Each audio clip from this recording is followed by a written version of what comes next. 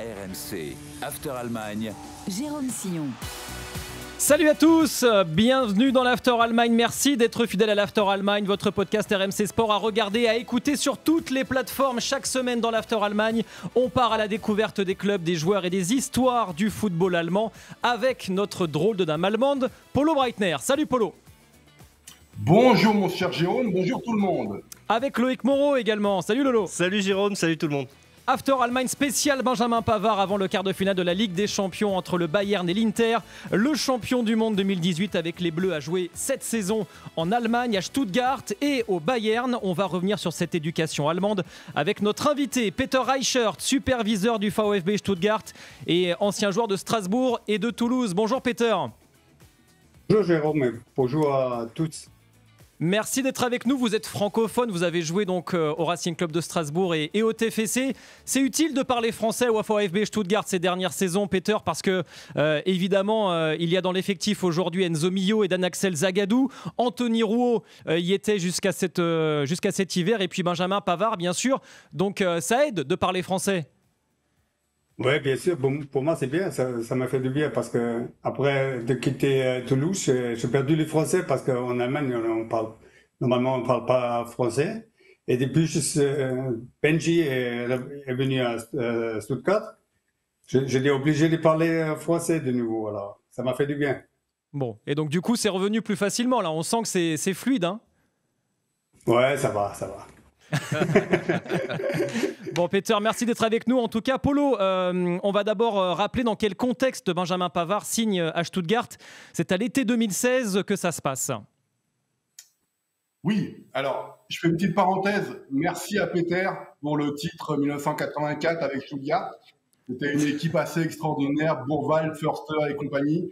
Voilà, c'était vraiment une énorme surprise en Bundesliga, donc ça fait plaisir qu'il ait une carrière aussi après au VfB.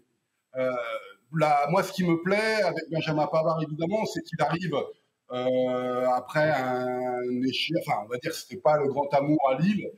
Et le VfB a fait une fabuleuse opération comptable. Il le récupère pour 5 millions d'euros. À l'époque, le VfB est encore en deuxième division. Rappelons que le VfB est, si on regarde le classement des clubs allemands, le 4e plus grand club allemand de l'histoire de la Bundesliga et de l'élite allemande, donc avec plus de 60 000 personnes évidemment. Et donc Benjamin va lentement mais sûrement s'installer en défense centrale à l'époque, ou au poste d'arrière droit, ou au poste de stopper droit lorsqu'il y a 3 défenseurs. Et il va réussir, ça va être une formidable période pour lui. En tout cas, sa première année en Bundesliga par la suite.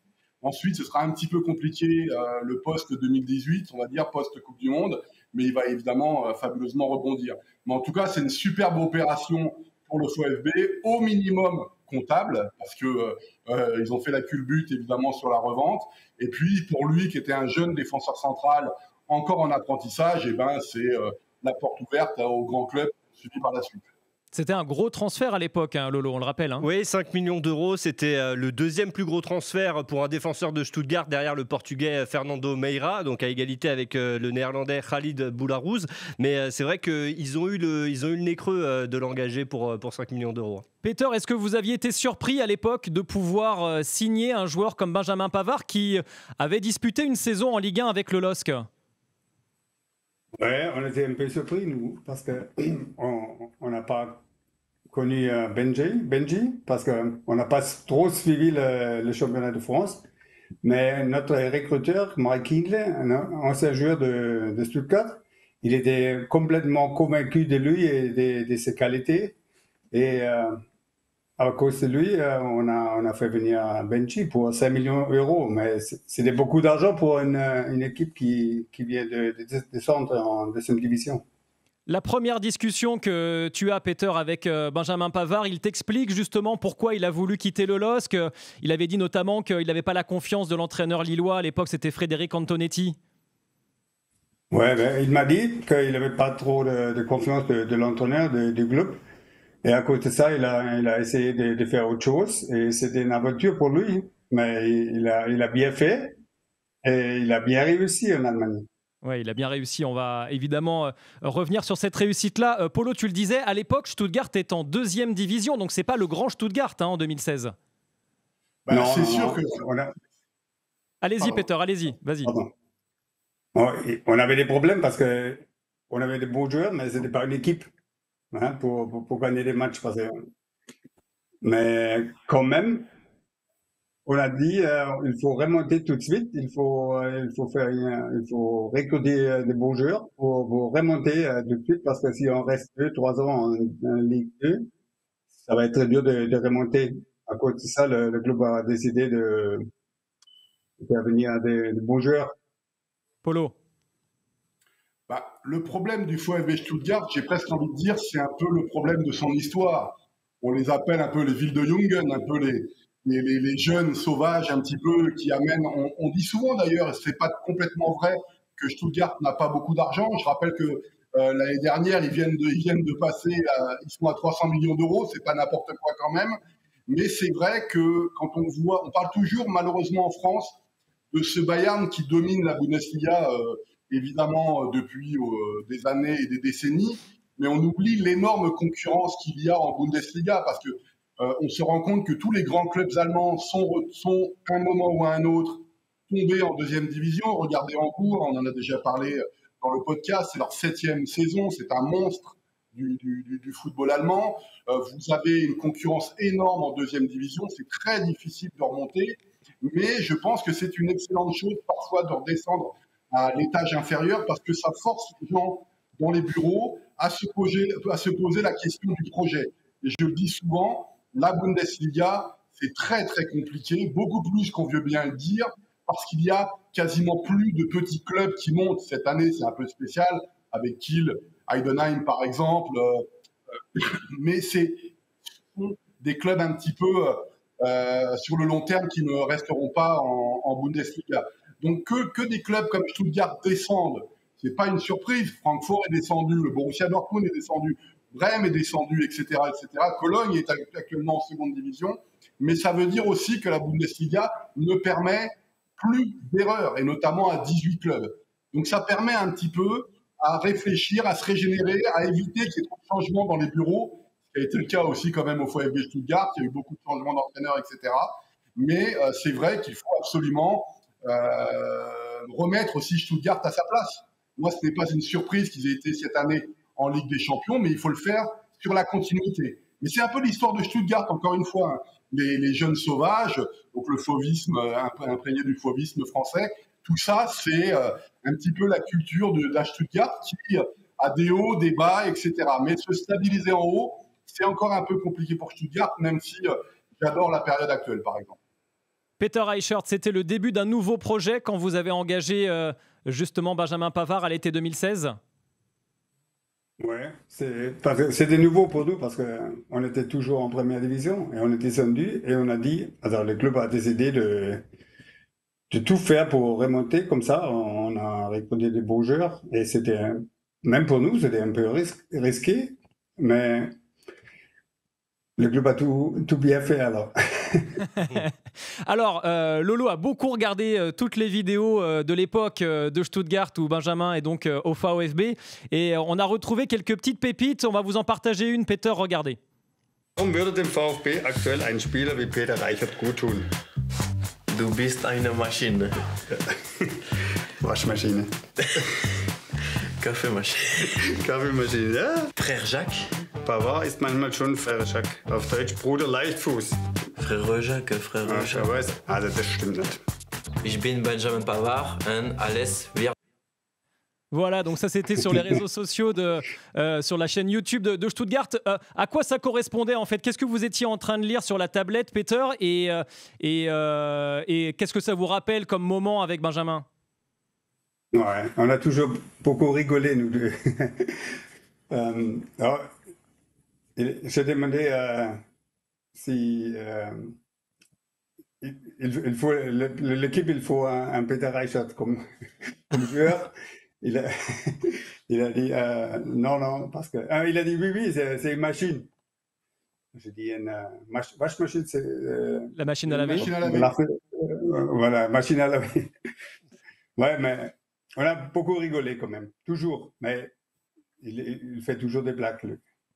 Vous avez passé Encore. beaucoup de temps ensemble. On a l'impression que vous étiez tout le temps ensemble, quasiment, Peter, toute la journée à Stuttgart. Vous l'accompagnez beaucoup, Benjamin? Ouais, surtout au début parce qu'il n'a pas parlé allemand ni anglais. Et comme ça, il a eu besoin beaucoup d'aide. Et, parce que il est venu dans un autre pays, il n'était jamais parti de la maison. Comme ça, il va dans un autre pays, c'est une autre culture, un autre système de jeu, une autre nourriture. Alors, c'était un choc pour lui, par exemple, je dis, comme ça. À cause de ça, j'ai aidé beaucoup. Ouais, je lui ai aidé beaucoup. Ouais. Et on m'a fait du bien, lui aussi, je crois, parce qu'il a toujours dit merci. Et ça veut dire beaucoup de choses parce il est bien élevé. Ses parents étaient toujours là. Tous les matchs, ils sont venus à Stuttgart et c'est loin de mauvais jusqu'à Stuttgart. Et comme ça, il avait beaucoup de soutien de sa famille et de moi. Et comme ça, il a bien réussi aussi. Ouais, c'est important dans les grands clubs d'accompagner les joueurs comme ça, les joueurs étrangers. Ouais. C'est très important, Peter. Ouais, dans mon époque, c'était autre chose. Je suis allé à Strasbourg, j'étais tout seul, j'ai tout fait tout seul. Je cherchais un appartement, je cherchais une école pour apprendre le français. Même à Toulouse, c'était comme ça. Mais maintenant, c'est autre chose. Il faut s'occuper des joueurs qui viennent dans un club. Alors, pour revenir aux performances de Benjamin Pavard avec le VfB en Bundesliga, Lolo, première saison, évidemment, la remontée en Bundesliga. C'est surtout lors de la deuxième saison en Bully que tout se passe bien. Ah ouais, tout se passe à merveille puisqu'il joue déjà chaque minute de la saison en Bundesliga, les 3060 minutes jouées. Effectivement, en termes de chiffres aussi, il est numéro 1 en Bundesliga en termes d'interceptions, avec 70 interceptions durant la saison, numéro 2 en balles rencontrées et numéro 3 en dégagement défensif, des stats qu'on regarde souvent chez les joueurs à son poste. Donc ouais, une première saison qui a été assez aboutie. C'est à ce moment-là, donc durant cette première saison, Polo, que il n'est pas d'accord. Il n'est pas d'accord, je le vois. Alors vas-y, Polo, vas-y. Bon, vous savez qu'il a souvent fait des déclarations en voulant jouer en défense centrale, alors qu'il a souvent joué aussi au poste d'arrière droit. Et moi, je me rappelle son premier match en Bundesliga, je parle sous le contrôle de Peter, il joue le Hertha. Et il y a 2-0 pour le Hertha, et en face, il y avait un joueur qui était prêté au Hertha Berlin, qui est Grujic. Et il y a un choc entre les deux. Et Benjamin reste un petit peu par terre et tout ça. Le Hertha valide les buts, etc. Et je me suis dit, mon gaillard, tu as encore beaucoup de travail à faire. Donc, il est évident que l'année de la remontée, globalement, a été très bonne pour Stuttgart. Mais moi, je reste toujours extrêmement prudent dans une défense à 4 de le voir stopper droit. C'est-à-dire, comment se fait-il que, quels que soient les coachs, Benjamin Pavard, finalement, est souvent décalé sur le côté droit. Quand on passe dans une défense à 3, moi, je ne dis pas de problème, je le vois en tant que stopper droit. Mais par contre, en défense centrale, comme boss, le patron de la défense, et malgré ce que lui souhaite, je reste encore un petit peu sur ma fin. Peter Reichert, Peter, qu'est-ce que tu en penses? Est-ce que tu es d'accord avec ce que dit Polo sur le positionnement de Benjamin Pavard? Ouais. Je suis absolument d'accord parce que Benji, il voulait toujours jouer 4, alors défenseur central. Mais tous les joueurs qui étaient à Stuttgart, où il était à Stuttgart, ils se disent à 3, c'est mieux pour lui et mieux pour notre équipe. Parce qu'au début, il n'était pas assez, physiquement, il n'était pas assez fort encore. Et pour être un beau joueur sur le poste 4, on doit être physiquement, on doit être très très fort. Ouais. Et c'est un débat que vous avez eu aussi avec Benjamin. Vous en avez parlé beaucoup avec lui?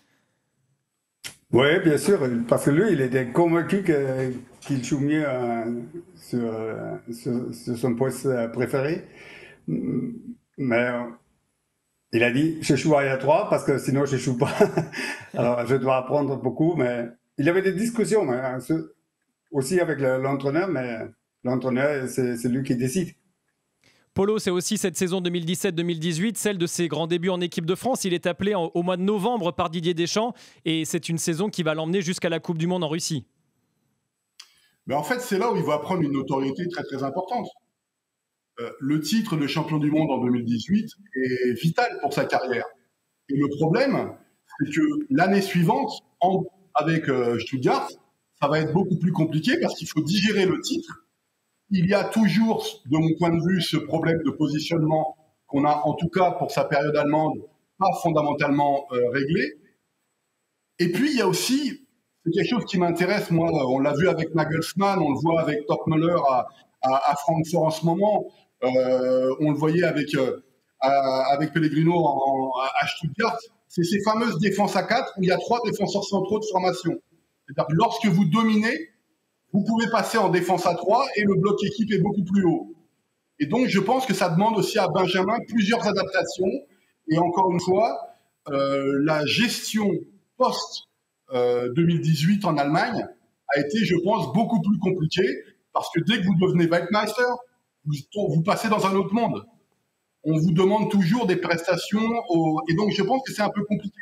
Et tous les grands joueurs l'ont connu, ce problème-là. Mais moi, je dis le problème que j'ai avec Benjamin Pavard, alors c'est pas forcément lui, hein, ça peut être son environnement, etc., c'est de tout le temps réclamer ce poste dans une défense à 4, en défense centrale. Je ne crois pas que dans le football moderne, ce soit le poste où il excelle le plus. Bon, d'ailleurs, à l'Inter, il joue dans une défense à 3. Stopper droit dans une défense à 3. Et ça se passe plutôt bien pour lui à l'Inter. Ça se passe très bien, oui. Ça se passe très bien.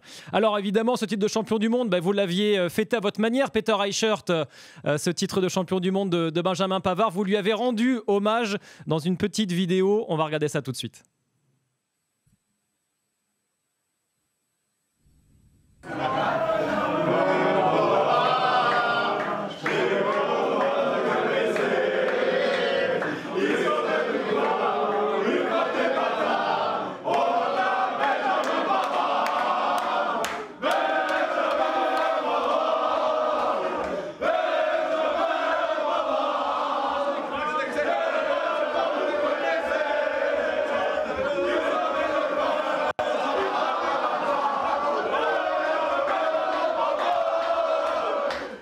On félicite l'effort, hein. Ils chantent vachement bien, les joueurs de Stuttgart. Hein. Non, il y avait juste deux qui chantaient bien. Non, mais c'est dingue que vous ayez réussi quand même à leur faire chanter la chanson hommage à Benjamin Pavard. Ouais, c'était dans l'internet, comme ça. On savait que c'était un très beau truc pour lui. Et à cause de ça, on a fait. Il a fait plaisir. Ça lui a fait plaisir. C'était une fierté aussi pour vous, pour le VfB, d'avoir un champion du monde en 2018 ? Bien sûr, ça fait longtemps qu'on n'avait plus un joueur qui était champion du monde. Je crois que c'était Buchwald le dernier. Buchwald, ouais, Guido, mon copain. Quel bilan vous tirez du coup de ce passage au VfB, Peter Reichert, le bilan du passage de Benjamin Pavard ces 3 saisons-là ? Lui, il a fait des progrès énormes. Alors, il est venu, il avait une technique super, ça on a vu tout de suite, mais sur le plan physique, tactique, il a dû apprendre beaucoup de choses encore. Mais lui, il a tout appris. Alors, on est monté, il était champion du monde, et après, il est parti au Bayern de Munich. Alors, c'est le meilleur club de la Bundesliga. Et ça veut dire tout. Le Bayern, justement, été 2019, Benjamin qui quitte donc le VfB pour le Bayern contre 35 millions d'euros. Et à l'époque, c'est Niko Kovac, l'entraîneur du Bayern. On va l'écouter lors du stage d'avant-saison. Il s'exprime sur la signature de Benjamin Pavard dans le plus grand club allemand, le club le plus titré. C'est un joueur encore très jeune, mais il a déjà montré en Bundesliga qu'il peut jouer à un très haut niveau, pas seulement en défense centrale, mais aussi comme latéral droit. Il a aussi évolué parfois milieu défensif à Stuttgart. C'est un jeune qui veut franchir une étape supplémentaire dans sa carrière. Cette étape le mène au Bayern et on est heureux de l'avoir avec nous. Voilà ce qu'avait dit Niko Kovac.